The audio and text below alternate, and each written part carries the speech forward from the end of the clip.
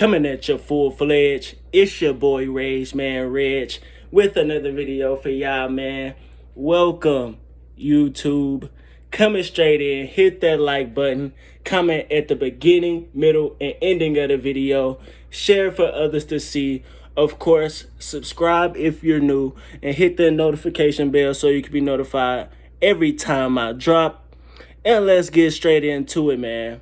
Now, I said I was going to do some of these videos a while back, but I just didn't know when. Now, all of you know by now, I'm not one to be first in my coverage of certain things. I like to be thorough and show a lot of attention to detail. So, what better time to do this video than now, with Mr. Kevin Durant being one of the biggest topics of the offseason. Those who have watched my KD and John Havlicek video, the if Kevin Durant is a top 20 player, whereas John Havlicek video, you know by now, or even before then, you know the full context of KD's career. So this video will not be a head-to-head comparison video like that one was. So, me saying that, y'all read the title, Why Elgin Baylor is a Better Player Than Kevin Durant. Now, we gonna get straight into it. Now, Elgin Baylor is widely considered not only one of the more underrated players in league history, but the league's first above the rim attraction. So, before there was a Kobe Bryant, before there was a Michael Jordan, and before there was a Julius Erving, there was the Rabbit. Notice I described Baylor as an attraction. This because when he was drafted first overall in the 1958-1959 season, he was really the first quote-unquote black star that happened to be a wing player. You know what I'm saying? Indeed, you had the introduction of Bill Russell in 1956 and Wilt Chamberlain in 1959, both who changed the game of hoops from the center position in their own right. But Baylor's impact on how perimeter players approach the game is seen now more than ever, in my opinion. Like, when has the maybe outside, not even then, because he was like the first person to really do it. But now you can really say in the late 90s, early 2000s forward, we really haven't seen the impact of the Michael Jordans, and even before the Elgin Baylors again until now. So that has to be said. So, me saying that, we're going to start at the beginning of Elgin Baylor's career. Now, his rookie season was the 1958-1959 season, and Baylor came into the NBA at 24 years old. So, that right there already caught my eye, because players now, they come in at 18, 19, 20, 21. And it's some rare outliers in today's game. But Baylor came in a grown man. I mean, he did all his years in college. He was a high school player, a college player, so he had the instinct, so he came in at 24. So he already knew the game. He came in his rookie year, it averaged 24.9 points, 15 rebounds a game, an astonishing 15 rebounds a game, 4.1 assists. He shot 40.8% from the field and had a charity stripe percentage of 77. Now, his play style, again, it was very ahead of his time. Again, a lot of people recognize him as the basically the pioneer of the quintessential wing player and scorer. But it wasn't just that. He was an all-around player. He was a double threat. Nowadays, where we have nowadays where we prioritize individual stats so much, one would think that he was talked about more, but he's not. But again, his play style. He's a complete player. He's a double threat. He's a great scorer, great rebounder. He can bring the ball up the court. He can pass it. He's a great defender. And yeah, that he came in with the tools already, and he came in one of the more dominant wings in the game. But his first season ended with the then Minneapolis Lakers going 33-39. Yeah, that's a losing record. But in the postseason, they have a great that Lakers team will have a great postseason run. Then, where there were only 3 rounds, they went 2-1 against the Detroit Pistons. Then, in the division finals, I believe, they won in 6 games against the then St. Louis Hawks, my St. Louis Hawks, because I'm from St. Louis. Then, in the NBA Finals, the Minneapolis Lakers, for the first time, would lose in a sweep against the Boston Celtics, starting a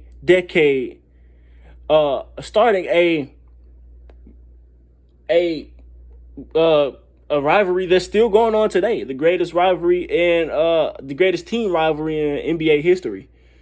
Now, again, I just said Baylor was drafted by the Minneapolis Lakers. Now, at this time in 1959, 58-59, the Lakers are still recognized as the NBA's first dynasty, pre-Boston Celtics. This is 1940s, 1950s, with George Mikan, the great George Mikan, a top 20 player at least, in my opinion. Top 20, top 25 maybe, top 20 at least. Mikan, in those Lakers, won 4 out of the first 5 championships in league history. And once Mikan retired in 1956, there was an attendance decrease for sure. If y'all don't know, George Mikan was really the first modern big man, because before him, big men were 6'5", 6'6". He was a 6'10" big man. And he changed the game in various ways that are still impacted to this day. They had to widen the court. They had to widen the paint to 12 feet because he was just so dominant down there. They had to make goaltending an official rule. He was also the commissioner of the ABA. So he was kind of somewhat responsible for the introduction of the implementation rather, of the 3-point line. So yeah, this is I'm digressing, but I'm just trying to express the impact that Mikan had on the league and on that franchise. So again, when he retired at 56, the attendance decreased, and Baylor drafted 2 years later in the 50s on this dynastic team. You would think that not a lot of people would want to see him. And that was somewhat true in the city of Minneapolis, but without Baylor, he wouldn't have kept it afloat because they were thinking about folding as a franchise as a whole. But again, the aerial assault, the above the rim moves he had, the quote-unquote Euro step, the reverse lay-ins, the the back to the basket play, the rebounding, all that led them to transitioning. Instead of folding, it led them transitioning to another city.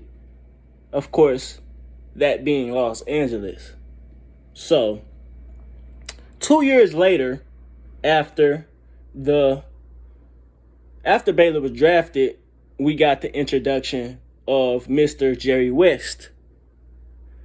And with the introduction of Mr. Jerry West,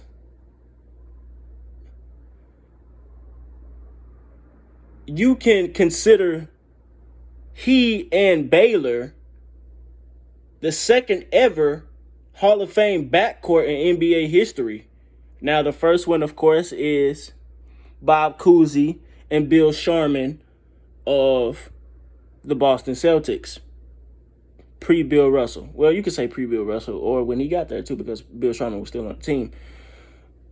Again, the introduction of Jerry West in 1960 created the second ever Hall of Fame backcourt in league history. Now,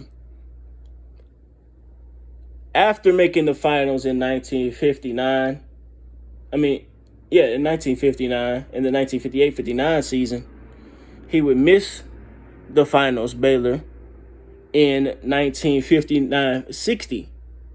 Now, he would also miss the finals again, his first season with West in the 1959-1960 season.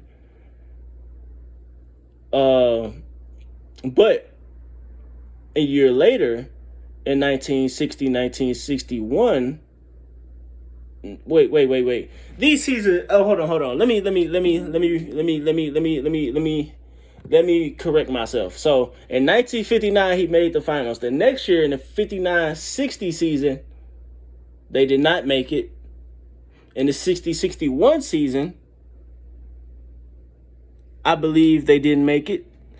And the following season, in the 1961-1962 season, they would finally make the NBA Finals. Again, where they would meet the Boston Celtics. But, of course, this time they had Mr. West. And in the 60s, the Lakers went 0-6 against the Boston Celtics, man. And here's why. It was a lot of reasons, man. But what the primary reason was, the Lakers had the second greatest backcourt at that time in league history. But again, the Boston Celtics were the first super team, the first definition of super team. If you go back to my It's Levels to It All video, I defined the two definitions of super teams. They're the first version of my first definition of a super team. They were the first definition of a super team in league history, with Bill Sharman, Bob Cousy, Tom Heinsohn, Bill Russell, Sam Jones, so forth. But mainly, the Lakers, they didn't have an elite big man. You know what I'm saying? And Bill Russell wasn't an offensive threat, but you can go back and see some of the videos where Jerry West, or even some recent videos where Jerry West speaks on how Russell impacted his game from the defensive end when he would get in the paint. And you could look at older videos where Baylor would talk about the same thing. So, it was they had battles for sure, but and some came down to the wire, which I'm gonna get into detail further as we get along in this video. But the main reason, again, they lacked an elite big man, and a couple other things we're gonna get into. But again, I just mentioned that 1961-1962 season where Baylor and West made their first NBA Finals together after missing the finals the previous season. So this season just so happens to be Baylor's peak season as an individual player. In the 61-62 season, Baylor was 27 in his prime.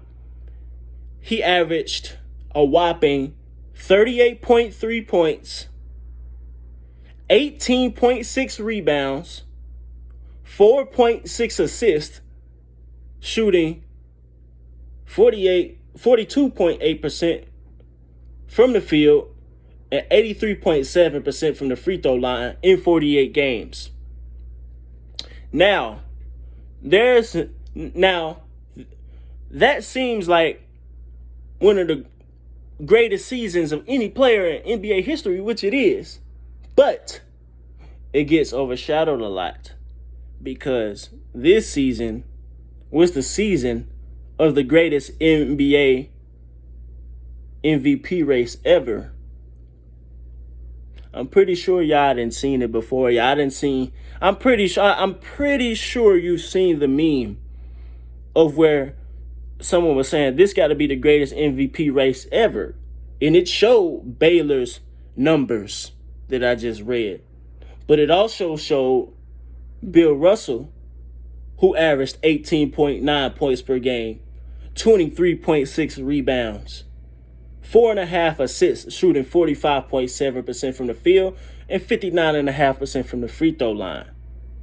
It showed Wilt Chamberlain, who had we already know, his 50.4 points per game season, his 25.7 rebound per game season, 2.4 assists, shooting 50.6% from the field and 65.3% from the free throw line.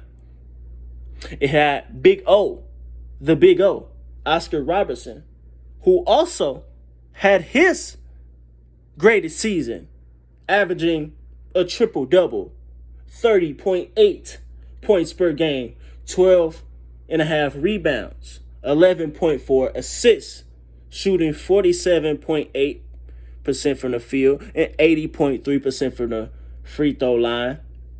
It also, this year, MVP race, had Baylor's very own teammate, Mr. West, who averaged, just like the Big O, 30.8 points per game with 7.9 rebounds per game and 5.4 assists, shooting 44.5% from the field and 76.9% from the free throw line. And finally, my St. Louis Hawks'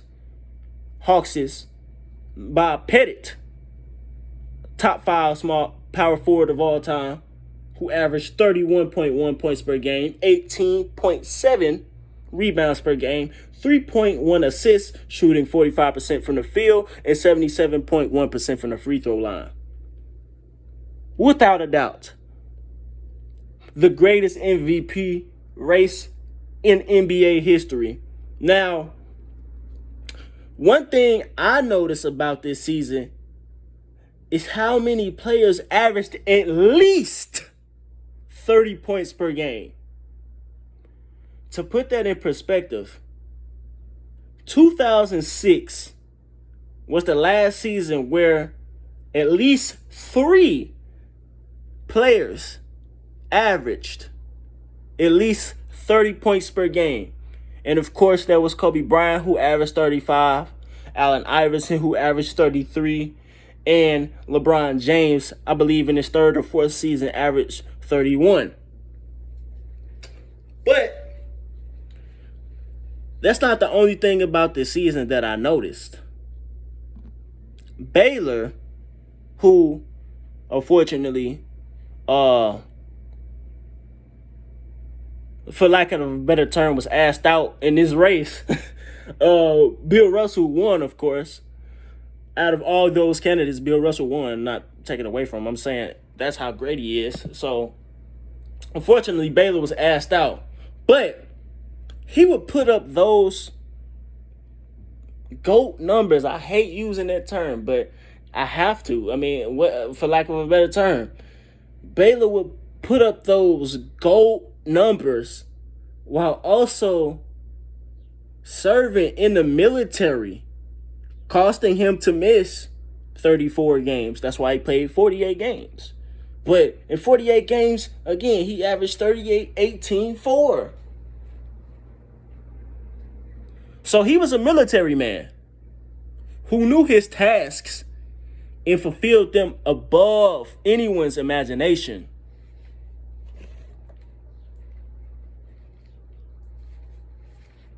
Now, his peak season on the Lakers as a team just so happened to be that very season in 1962. Record-wise, the Lakers would go 54-26. They were ranked the third best offense in the league. They would win in 6 games against the Detroit Pistons in the division finals. And unfortunately for them, they would lose again in the NBA Finals for the second time to the Boston Celtics in 7 games. Now, I recently watched a video with Jerry West and Dan Patrick about the passing of Bill Russell, and in the logo recalls this series, this 1962 finals, as one of his worst memories. And I mean, if y'all know anything about Jay West, he's had serious, traumatic experiences in his life with his family, with basketball. I mean, you and your best friend / teammate lose three game sevens. They lost 3 game sevens in the 60s to the Celtics, and another one to the Knicks in 1970. That's got to be traumatic, man. Now, I told y'all, Baylor made it to the finals his rookie season in 1958, 1959.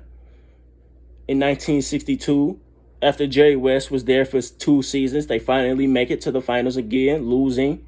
Had their greatest season together as a duo.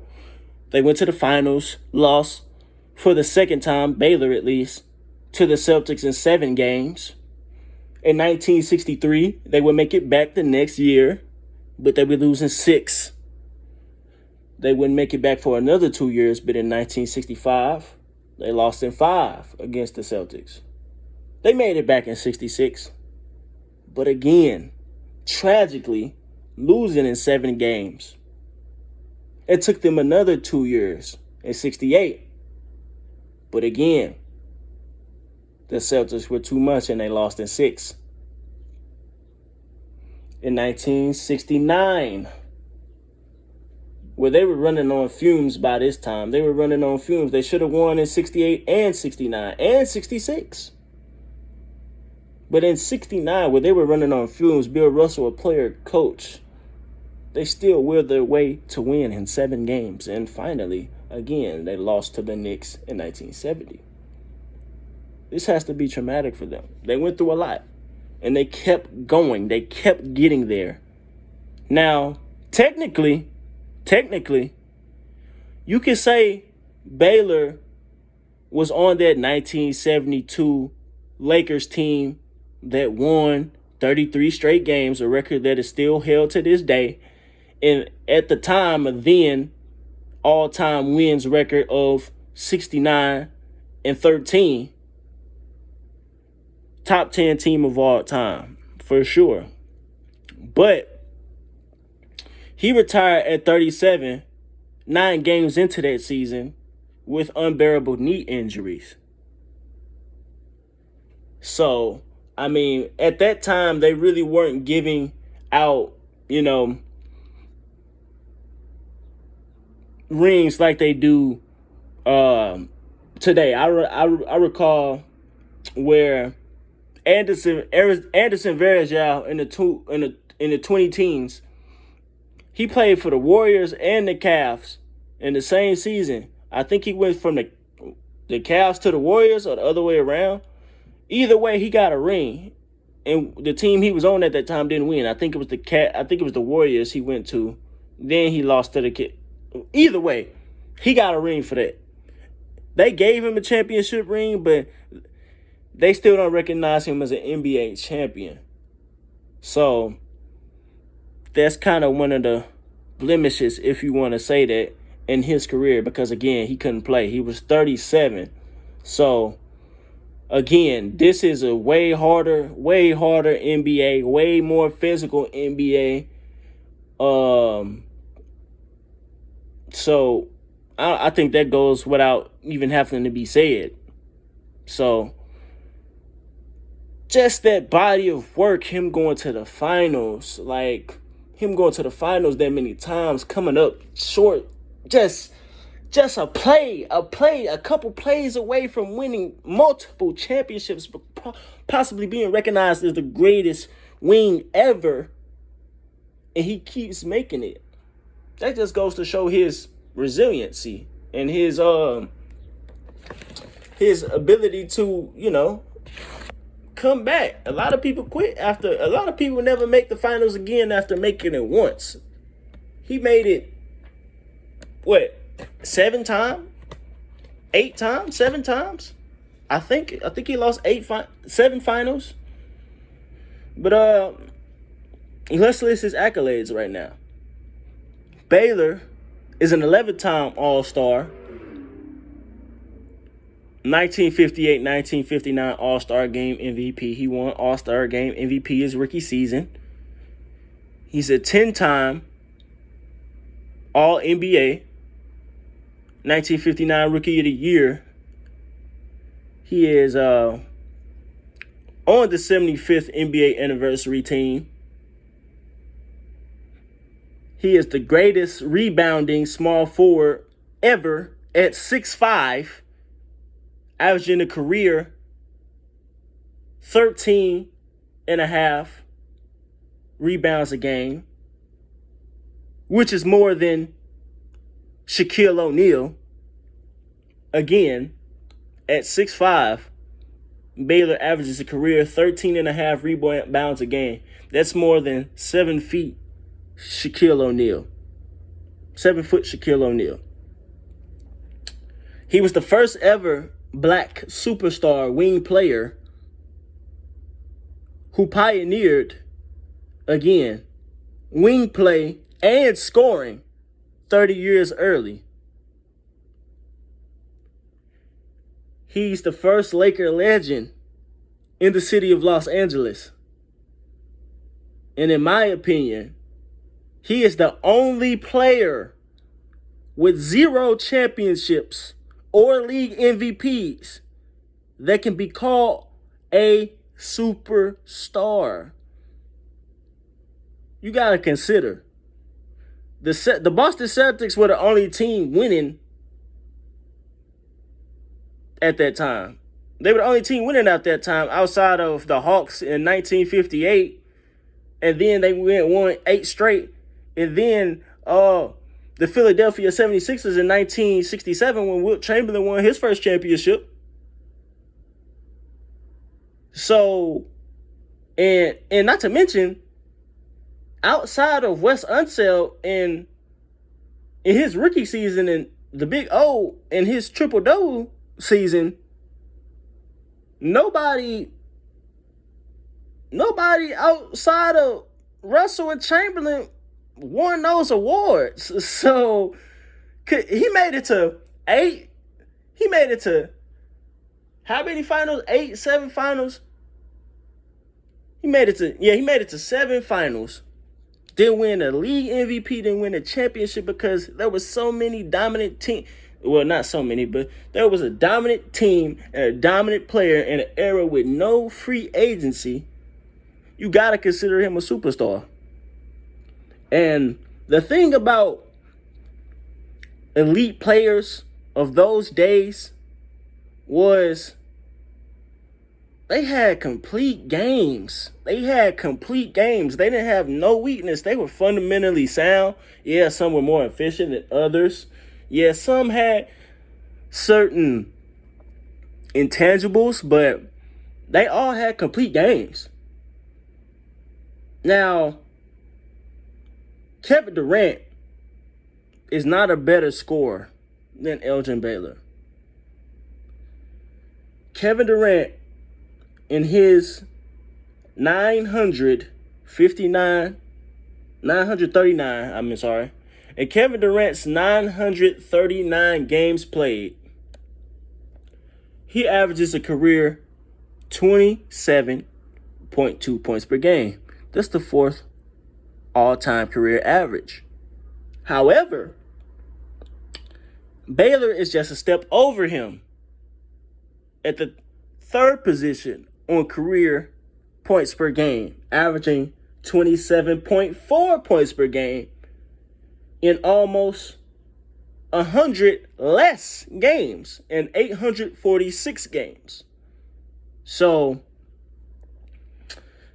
he averaged more in less time, in a way more physical era, with no three-point line.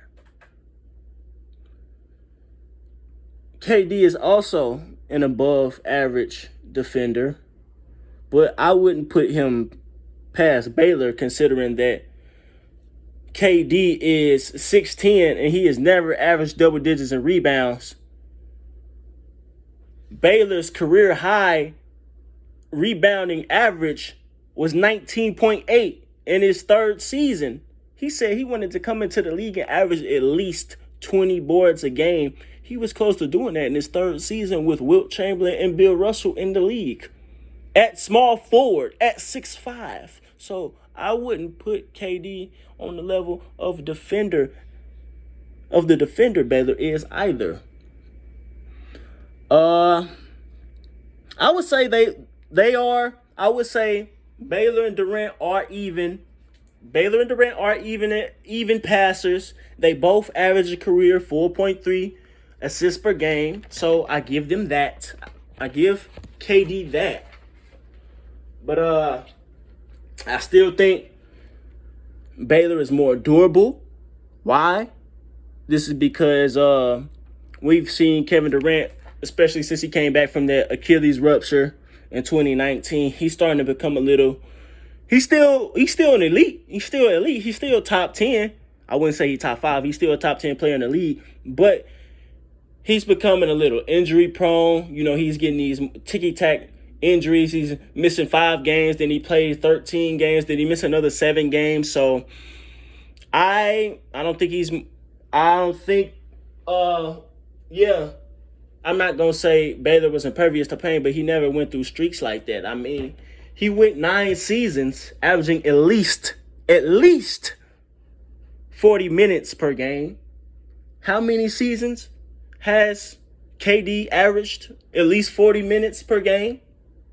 0. His highest average was close to 40 in his sophomore season, in his first season in Oklahoma City at 39. But as Russell Westbrook got drafted, I mean, he lingered around 38 points for the next 4 or 5 years. But after that, especially playing on the Warriors, I mean, he stayed over 30, but that gradually went down. And considering his injury, his minutes should be down this year also. I mean, he averaged 37 minutes per game last season at 33 after coming off this injury, and hence why he was burnt out. That's one of the reasons they lost, and one of the reasons he doesn't want Steve Nash on the team anymore. But that's another topic for another day. As many finals losses Baylor has, which is the second of all time, behind his teammate Jerry West with 8, who lost another one after his as the defending champions against the New York Knicks in 5 games in 73. Second all-time losses at 7 for Baylor. As many finals losses as he has again, he's never had a flame out in the playoffs like KD had in 2016 or even more recently this past postseason. I mean, I just read y'all the times he lost in the finals. He lost in 5. He lost in 6. He lost in 3 Game 7s, 4 to the Celtics, 4 including the Knicks, and he got swept once in the finals again his rookie season with nobody else on the team to the dynastic Boston Celtics.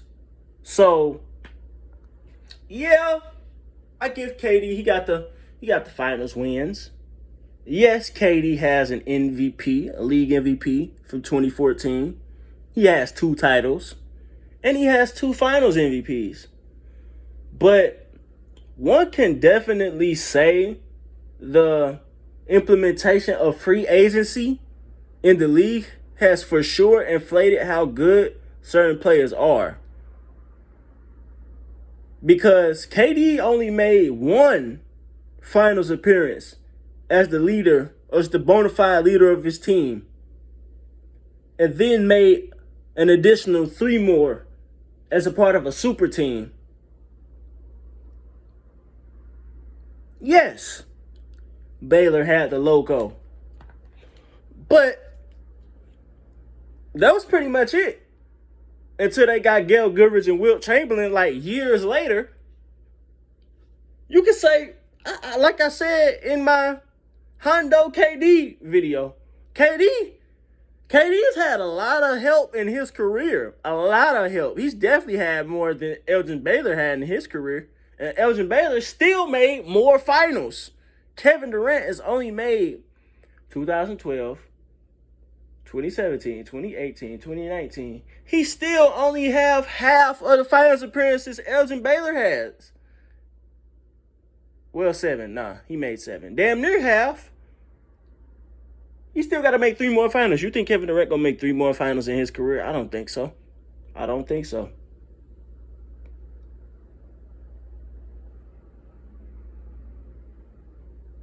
With under harder conditions in a tougher era, he made 3 more finals than Kevin Durant. No free agency. So you just had to run it back with your team. And he had the trust of his teammates to do that every season. Every other season, at least. So, that is why I believe Elgin Baylor is a better all-time great player, specifically at the small forward position, than KD. Now, tell me what y'all think. Do you agree? Do you disagree? What did you learn? Like this video, man. Comment, subscribe, share for others to see. Hit that notification bell so you can be notified every time I drop. And if there's something that you want me to speak on particularly, hit that link in the pinned comment section below and donate to the Regg, man. Get ready for several more videos to come out. We on our way. We on the road to 200. Ultimately, the road to 2,000. I mean, on the road. Ultimately on the road to 2,000, but on the road to 1,000 to get monetized. Y'all know what I'm saying, man. Thank you to all my viewers. You know what I'm saying? We all in this together, man. We trying to keep the history of these players alive. The respect we gonna put back on their names. And we gonna take some of the credit back off these players that's getting overly glorified. You know what I'm saying? So, yeah.